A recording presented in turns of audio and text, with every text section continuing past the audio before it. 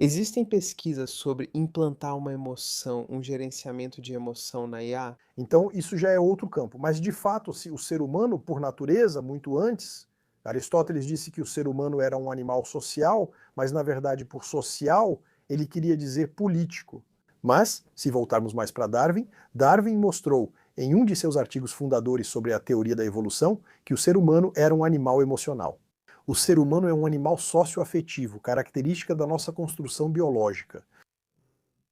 Após todos esses anos de evolução, nós somos animais para quem as emoções e os comportamentos sociais são fundamentais. Então, quando criamos os primeiros sistemas de IA, era complicado criar emoções. Então, meio que deixamos essa parte de lado e por isso tínhamos sistemas de IA bastante frios. Aliás, os primeiros robôs que foram representados não tinham emoção. Tipicamente, o robô era frio, não tinha emoção, e isso só mostra que os cientistas da computação da época não sabiam fazer isso. Já fazíamos coisas que funcionavam antes de aprimorar ainda mais com as emoções. E aos poucos os pesquisadores da área começaram a pensar, mas isso é realmente uma pena porque para o ser humano a gente precisa desse componente socioafetivo. E no final dos anos 90 havia uma pesquisadora, Rosaline Picard, que escreveu um livro que ela intitulou de computação afetiva, ou seja, informática afetiva. E ela disse: seria realmente bom se conseguíssemos desenvolver mecanismos para perceber as emoções das pessoas, para raciocinar levando em conta essas emoções e também para expressar de volta comportamentos emocionais. Então, o chatbot, se vocês quiserem. Estou triste, perdi minha avó hoje cedo. Não responda perguntando qual é o seu número de seguro social. Então você deve dizer: bom, olha, eu sinto muito por você. E você vê esse ciclo que leva em conta as emoções e que também é capaz de expressá-las, mesmo que de forma falsa. Ainda é uma simulação. Quando a máquina diz eu sinto muito por você, não sente de fato. Ela gera textos que parecem empáticos para nós. Essa empatia recebida nos agrada e facilita a interação com o sistema. Desde o final dos anos 90 e início dos anos 2000, os pesquisadores em informática afetiva tentaram desenvolver uma série de ferramentas para criar sistemas que levem cada vez mais em conta essa dimensão socioafetiva. E então, hoje em dia, começamos a ter chatbots capazes de expressar verbalmente, mas também com o não verbal, ou seja, com uma representação física das emoções que se assemelham às de um ser humano. Então, aqui a ideia não é tanto permitir que uma máquina sinta emoções, mas fazer com que a máquina imita as nossas emoções. O que nos permite estar exatamente. Então, a máquina não sente emoções. É preciso ter isso bem claro. A máquina não sente medo, não fica triste, não fica alegre. Isso são coisas tipicamente humanas que estão ligadas ao nosso corpo. Na verdade, quando estamos alegres, não é um fenômeno de cálculo como em um computador. Nós analisamos a situação, raciocinamos sobre ela e então decidimos que vamos ficar alegres. E depois a gente ri, é o contrário que acontece. A situação acontece, todo o nosso corpo é afetado, reagimos com o nosso corpo e depois dizemos estou alegre. Isso vem em um segundo momento. Então, obviamente, com a máquina não dá para fazer isso. Ela não tem corpo, só observa as entradas, calcula e diz: bom, alegria, vamos expressar alegria. Isso funciona porque nós, seres humanos, estamos prontos para receber e aceitar essa ilusão de emoção. Dizendo, é como se a máquina estivesse alegre, fosse empática, estivesse triste, tivesse medo. E vamos receber isso e reagir com toda a nossa personalidade, todos os nossos comportamentos sociais e afetivos. Então, a máquina não sente emoção, mas ela é capaz de simular muito bem, de simular muito, muito bem os comportamentos sociais e afetivos. E isso pode ser usado em uma série de aplicações específicas. Isso foi bastante usado no início dos anos 2000 para ajudar pessoas com dificuldades em interações sociais por meio de coaching. Treinar em uma máquina é bem mais fácil do que com humanos, como bater em um saco de pancadas. Para praticar boxe, é mais simples usar algo que se move do que enfrentar alguém que corre pelo ringue. É a mesma coisa. A gente treina com uma máquina. Assim começamos a entender um pouco melhor como agir, e os autistas foram um grupo que se interessou particularmente por esse tipo de abordagem, e isso permite depois desenvolver comportamentos sociais, ficar um pouco mais à vontade. Nos anos 2010, fizemos alguns trabalhos com colegas sobre entrevistas de emprego. Crianças cheias de potencial e ideias, super interessantes, mas em entrevistas de emprego, olham para as meias e torcem os dedos. E é um desastre. E a gente mostrava para eles que treinando com a máquina, eles conseguiam se abrir. 2, 3 treinos já eram suficientes e depois, diante de uma pessoa de verdade, eles não tinham mais problema, conseguiam se sair bem. Então, isso foi uma aplicação concreta da inteligência artificial afetiva nos anos 2000 a 2010. E hoje em dia temos outros tipos de aplicações que levam em conta as emoções, especialmente nos chatbots. Cada vez mais tentamos integrar as dimensões emocionais. Vou retomar o exemplo da vovó, mas quando temos um chatbot online, queremos que ele seja um pouco empático.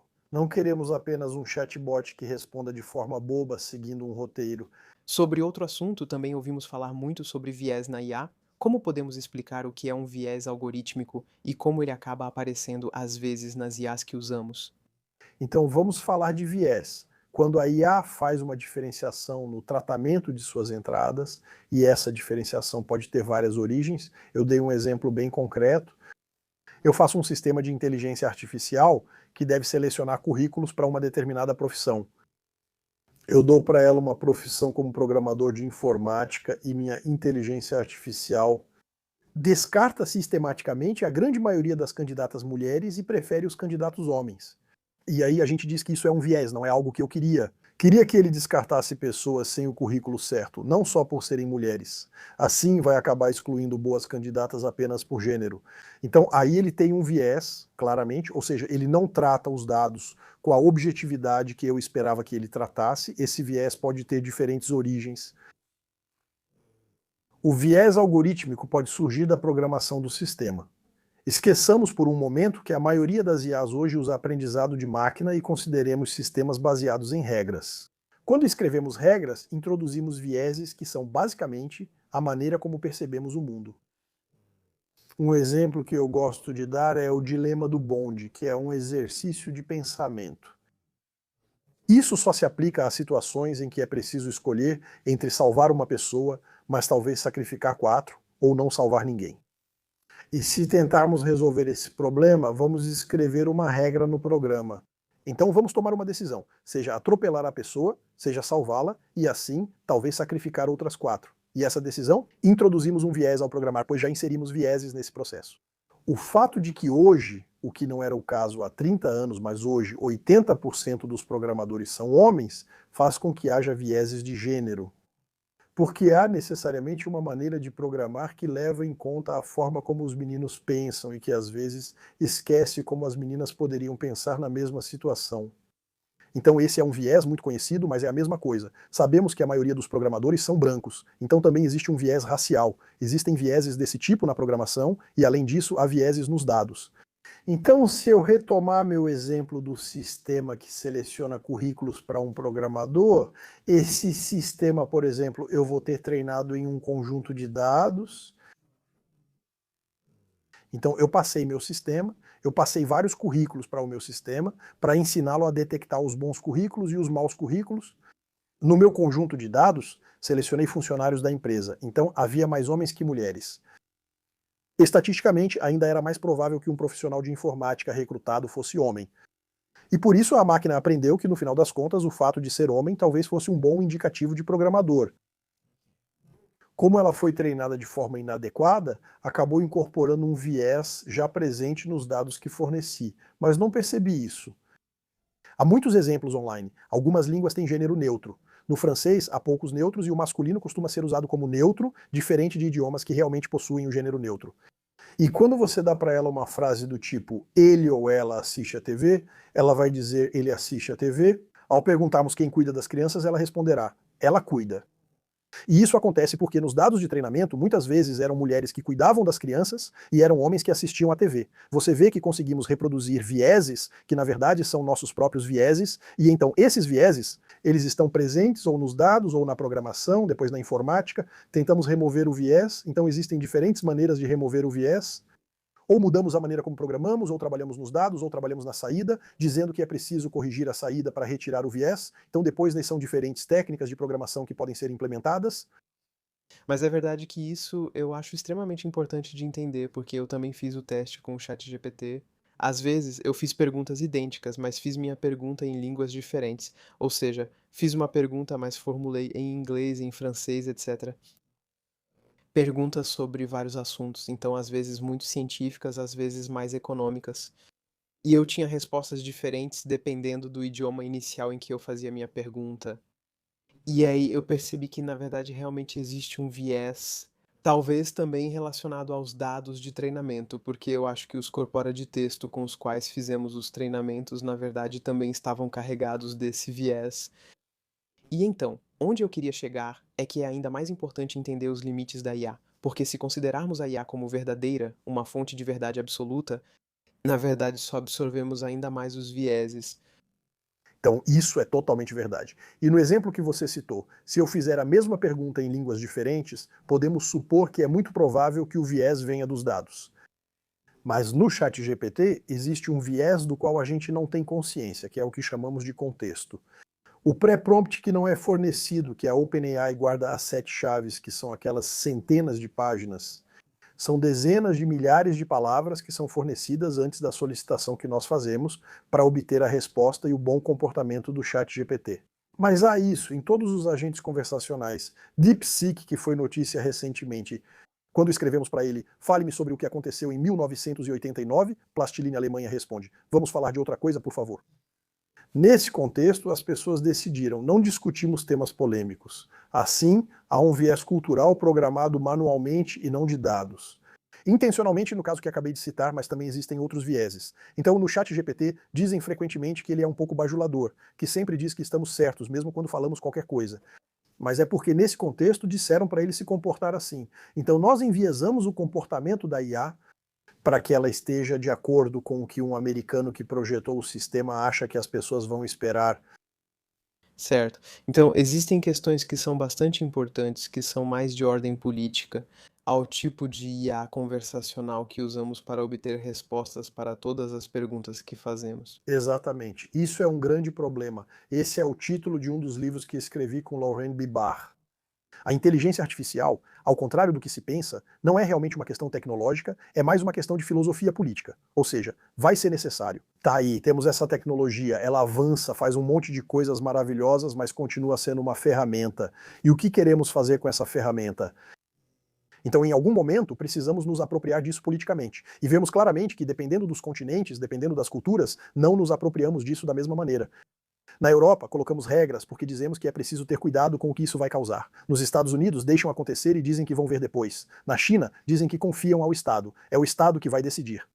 De acordo com as culturas, decidimos abordar o uso da IA de maneiras muito diferentes e isso é eminentemente político, não é nada tecnológico. Certo.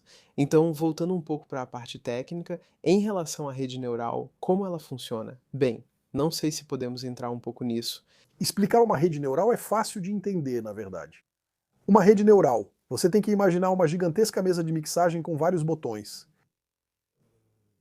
Bilhões de botões, muitos mesmo, e você precisa imaginar, na entrada temos um sinal que em informática são números, mas é um sinal chegando.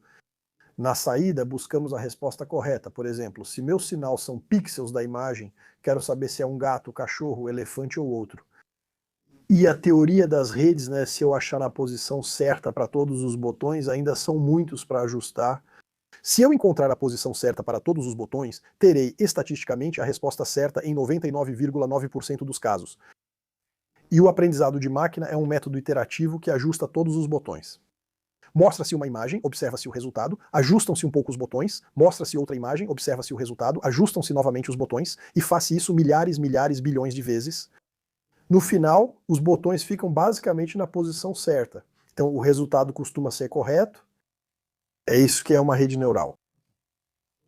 Então, o treinamento da rede neural é ajustar cada configuração de cada botão. Exatamente. Os botões são o que chamamos de pesos. Um neurônio artificial, se entrarmos um pouco na parte técnica, um neurônio artificial é uma soma ponderada, você tem sua entrada, multiplica cada valor de entrada por um peso, faz a soma e eventualmente passa isso por uma função.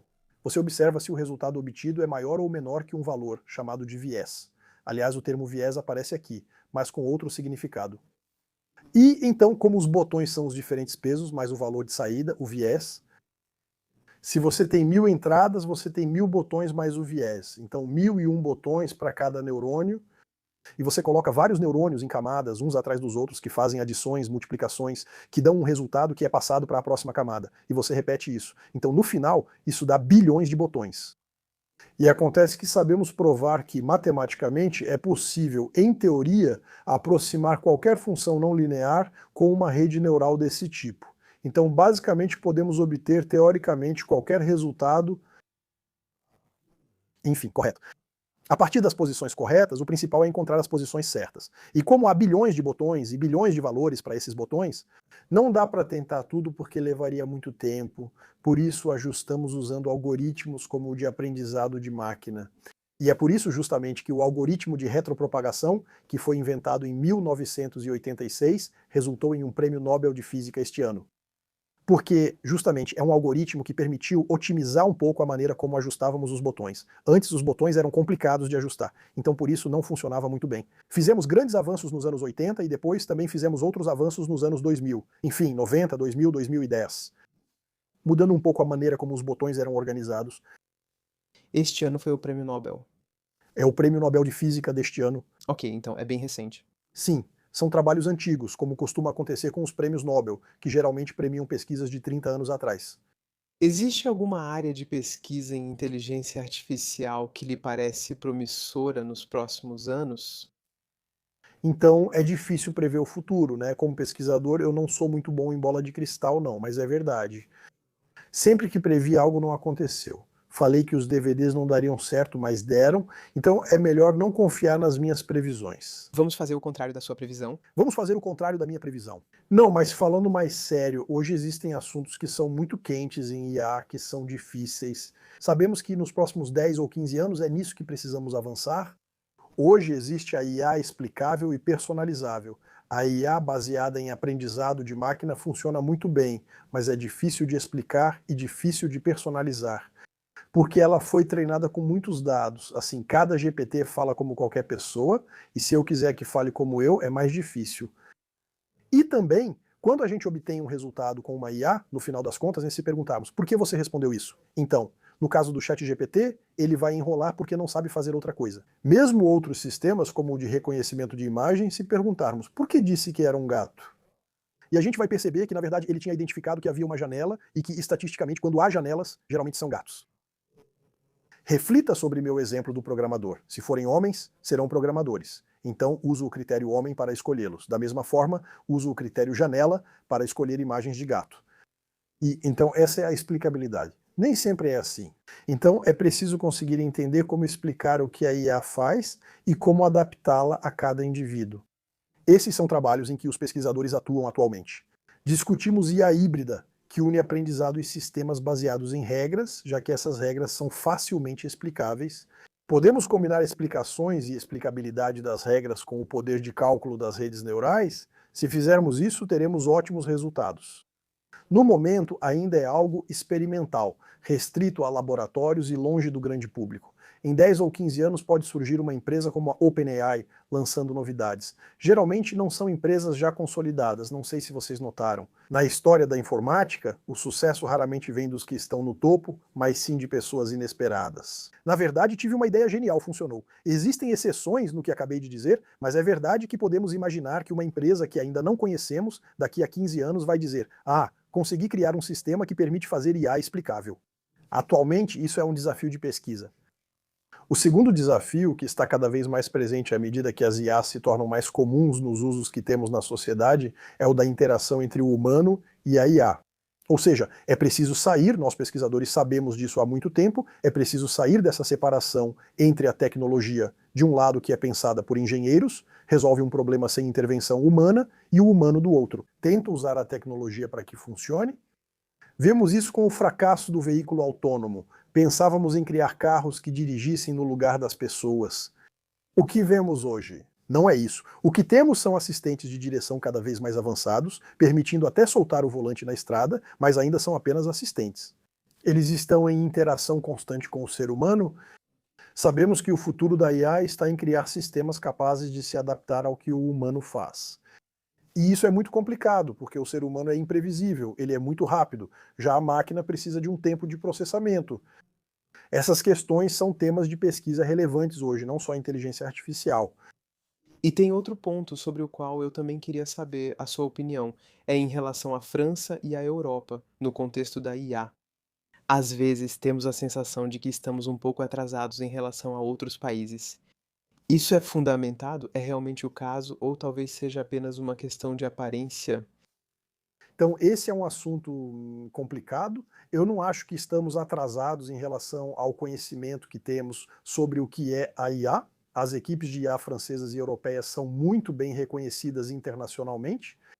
Podemos lamentar que a pesquisa pública e privada na França tenha menos recursos que em muitos países, isso é um problema geral no país. Mas, de modo geral, não podemos dizer que, no nível do conhecimento sobre o que é a IA, do desenvolvimento de novos algoritmos, de novas ferramentas, estamos atrás de outros países europeus e a Europa está atrás dos Estados Unidos e da China. O que faz a diferença é o investimento privado.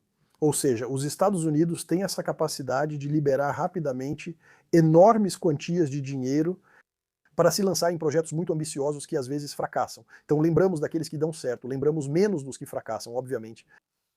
E os sucessos da tecnologia aconteceram de fato em empresas americanas. Google, Amazon, Facebook, os famosos GAFAM, Microsoft.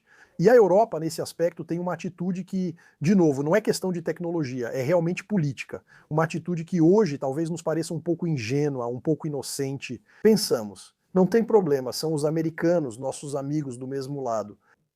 Os chineses não tiveram a mesma atitude. Eles disseram, vamos fechar a torneira americana, desenvolver internamente, e só reabriram a torneira depois que já tinham desenvolvido internamente. Então, eles criaram o ouro Amazon, o ouro Facebook, o ouro Google.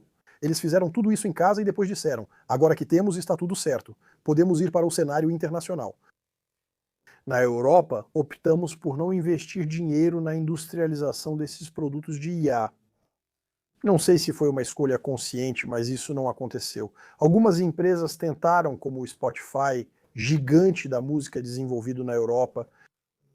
Há empresas com sucesso europeu, como a BlaBlaCar, na França, e também sucessos locais que funcionam. Mas acontece que na história da industrialização da IA, foram mais as empresas americanas que investiram nisso. Na década de 80, quando poucos acreditavam em IA, isso parecia sem consequência. Hoje, com grandes quantias em jogo, lamentamos que não sejam nossas, mas dos americanos. Mas foram eles que investiram no começo. Então é quase um retorno justo, enfim, se pensarmos um pouco em economia, é o retorno natural das coisas. Eles investiram, agora tem o retorno sobre o investimento. Eu não acho que a gente deva ficar de braços cruzados por causa disso. Eu acho que na França e na Europa, não só na França, na Europa, a gente realmente tem a possibilidade de criar outras formas de IA que hoje não são nada acessíveis. Nas ferramentas, na cultura e na abordagem americana, que é baseada, no fim das contas, em gigantes, então não necessariamente se preocupa com a questão do desempenho energético. Eles não ligam. A questão do respeito aos direitos individuais, eles não se importam nem um pouco. Não é o jeito deles de trabalhar. Na Europa, isso faz parte do nosso DNA. Colocamos regulamentos em tudo e adoramos. Vamos aproveitar e transformar isso em força. Podemos desenvolver na Europa IAs explicáveis e personalizáveis, IAs que interagem com os humanos. Isso nós temos esse conhecimento. Não podemos perder a industrialização. Além de laboratórios, precisamos de empresas que desenvolvam isso. Então, eu acho que realmente há coisas a serem feitas, mas isso não é um assunto para pesquisadores, é um assunto para economistas. Estamos encerrando a entrevista e temos uma pergunta final que sempre fazemos aos convidados. São recomendações de livros e o senhor trouxe 2 para nós, então vou deixar que nos apresente eles. O primeiro, que se chama A Inteligência Artificial Não é uma Questão de Tecnologia. Nós falamos um pouco sobre isso, do que ele trata, que ponto ele aborda. Então, é um livro que foi escrito há 2 anos com meu colega Laurent Bibar, que é filósofo e professor de filosofia e gestão na ESSEC, a Escola de Negócios perto de Paris, em Cergy. Escolhemos escrever o livro juntos por termos visões convergentes, ele, filósofo, e eu, cientista da computação, sobre o fato de que a inteligência artificial levanta, na verdade, questões que vão muito além da tecnologia. Então é preciso que a sociedade se aproprie dessas questões. E eu, como pesquisador, acho bastante importante que não sejam os pesquisadores que tragam as respostas para esse tipo de questão. Nós, os tecnólogos, tentamos trazer soluções para os problemas, mas depois é preciso que os indivíduos, a sociedade civil, os políticos, nas nossas democracias temos essa sorte de poder justamente tomar uma decisão coletiva bastante esclarecida. Apropriem-se dos temas e afirmem, com o que a ciência nos deu, é isso que queremos fazer. E esse livro era um pouco um alerta para dizer: atenção, não deixemos a IA apenas nas mãos dos cientistas. Reflitam sobre esse tema e perguntem: o que queremos fazer com a IA? O livro explica por que a IA não é só uma questão tecnológica. Ok, então vamos colocar na descrição, claro. Tem um segundo também, compreender a inteligência artificial, com uma capa um pouco mais lúdica. Qual é o tema abordado nesse? Então esse é realmente um livro que explica o que é, como funciona. Hoje a gente não entrou muito na parte técnica, mas falamos um pouco da mesa de mixagem, das redes neurais. Esse livro fala sobre como funciona a inteligência artificial. E então há ilustrações feitas por uma das minhas ex-alunas, que é desenhista e cientista da computação, e a mesa de mixagem está realmente lá. A gente explica o que é uma rede neural, com ilustrações. A gente explica o que é inteligência artificial. Esses são 2 livros que escrevi, mas há muitos outros interessantes. Na inteligência artificial, temos a sorte de atuar em um campo que está crescendo atualmente.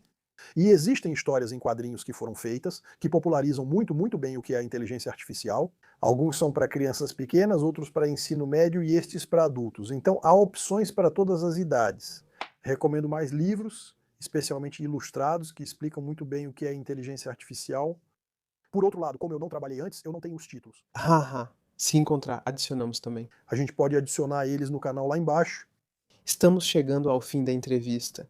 Muito obrigado, Nicolas, pela conversa interessante. Obrigado.